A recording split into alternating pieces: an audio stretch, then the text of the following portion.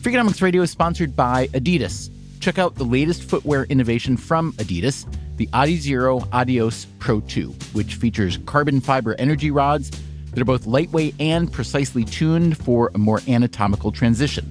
Everything from the ultra-light polyester upper to the re-sculpted midsole and the reinvented outsoles are designed for speed. Visit adidas.com to learn more today. Freakonomics Radio is sponsored by Adidas. Check out the latest footwear innovation from Adidas, the Adizero Adios Pro 2, which features carbon fiber energy rods that are both lightweight and precisely tuned for a more anatomical transition. Everything from the ultra-light polyester upper to the re-sculpted midsole and the reinvented outsoles are designed for speed. Visit adidas.com to learn more today. 773-530-0700. Josh Newman will be making his first trip to Provo for a football game, I think. You didn't cover any football games in Provo before this, have you?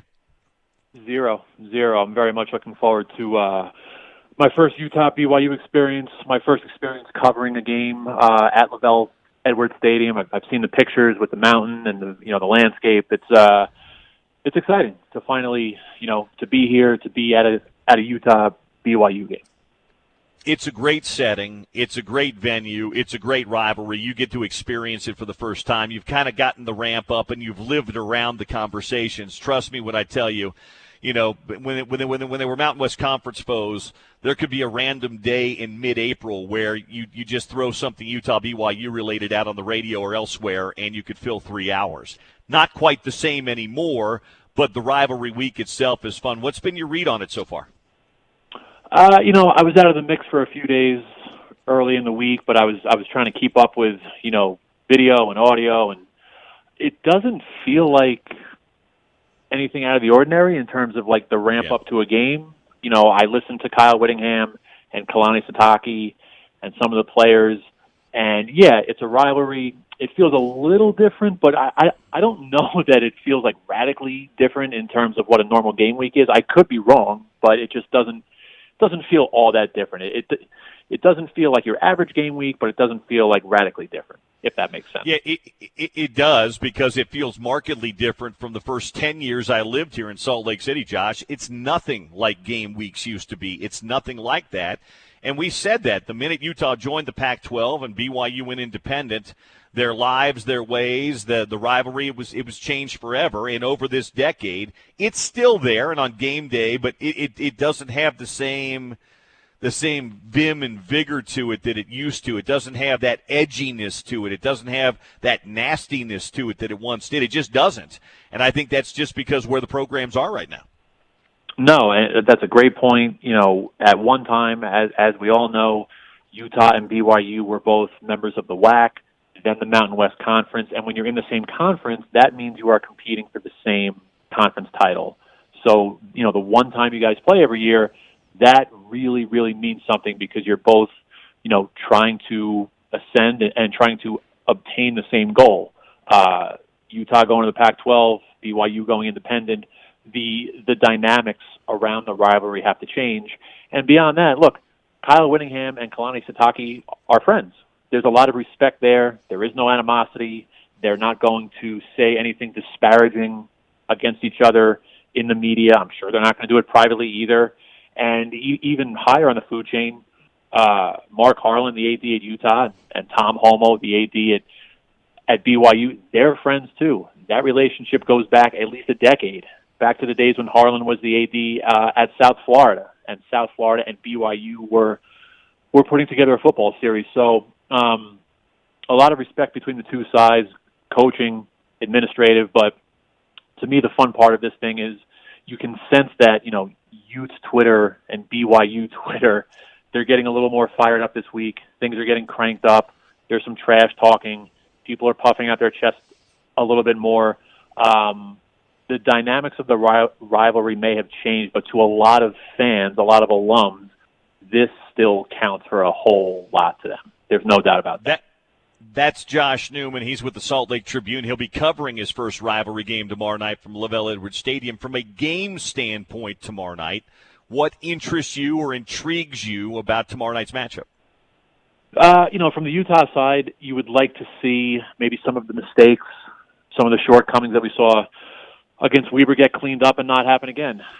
Look, Utah gave up a 100-yard kickoff return for a touchdown. Tavion Thomas lost a fumble.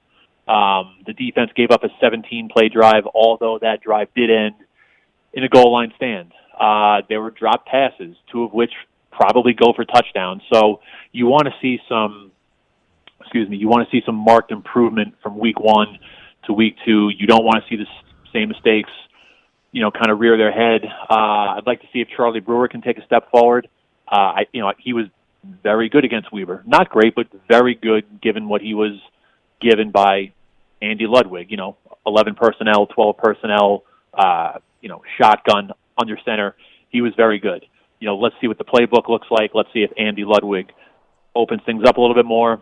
And I think one of the major questions going in from the Utah perspective is what is the health of the offensive line? It's not fully complete as Kyle would want it. Let's see if guys are healthy. Let's see if they can get closer to getting the 5 best guys on the field. And then from a BYU perspective, I thought going into the Arizona game, there were a lot of questions about what the Cougars would look like, specifically on offense, right? They lost 85% of last season's offense.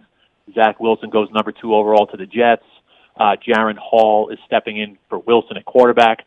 I thought BYU was solid, maybe better than I thought they would look. I thought they looked good for the opening game. I think Hall brings an interesting dynamic to the position, and kind of in the same boat as Utah. Can the mistakes from week 1 get cleaned up here in week 2? Will BYU look a little more complete? It's an interesting timing for this game, just being early in the season, but not the opener, right? We have a baseline for both teams. Let's see what both teams look like now with a game under their belt. Just a quick thought. BYU regardless of what happens tomorrow night, BYU is going to feel good about things moving forward here because they're no longer in the hinterlands of collegiate athletics out there on the Independence Island. Notre Dame can live on Independence Island because they've got their own. Everybody else is relatively irrelevant in the national picture, and BYU was mostly. But now they're members of the Big 12 Conference. Not quite the same Big 12, but still a good conference nonetheless. Better than the Mountain West, better than the AAC. What do you think this does for BYU short-term and long-term getting into Big 12? Well, long-term, I think it's obvious. Long-term, you're looking at, a financial windfall, quite frankly. The Big 12 in the last fiscal year handed out just shy of, I think, $38 million in media rights to its members.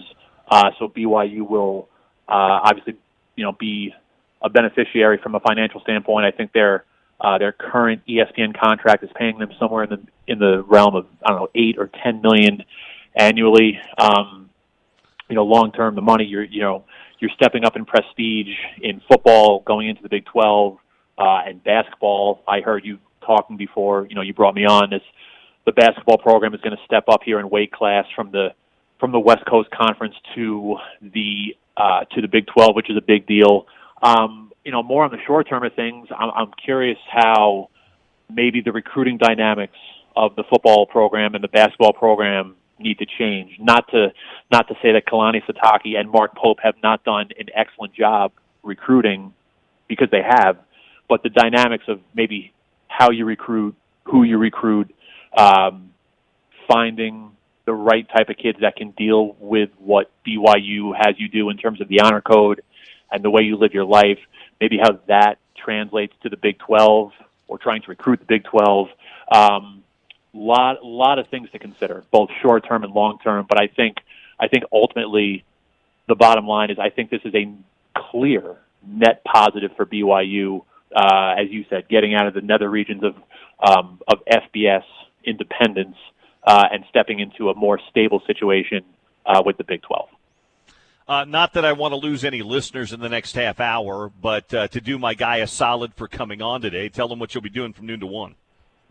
Yeah, thank you. I appreciate that. So from noon to 1, myself, Gordon Monson, our columnist, and Norma Gonzalez, who covers BYU for us, we're doing a Zoom event with Salt Lake Tribune subscribers at sltrib.com. You can register. If you are a Trib subscriber, you can still register for the Trib to get access. The registration information is readily available on my Twitter handle at Joshua_Newman. It's also available on sltrib.com. We're talking from 12 to 1, all things Utah, all things BYU. Obviously, with the news today of the Big 12, that'll be a topic. We're going to take your questions. So don't totally ignore Bill because he's doing his job, but do stop by our Zoom event from 12 to 1. Yeah, if this taste of Josh Newman wasn't quite enough for you, if it didn't fill your Newman needs, you can find him for 12 to 1 on the Zoom event. Hey, thanks. Enjoy the rest of your day, and I'll see you down in Provo tomorrow night. You too, Bill. I appreciate it. Thank you, Josh. Josh Newman, Salt Lake Tribune and Utes insider, but college athletics insider. I'm Katie Grossman, the ultramarathon runner sponsored by New Balance. I'm also a creative professional, wife, and mom. Life has gotten crazy, especially after battling a tumor.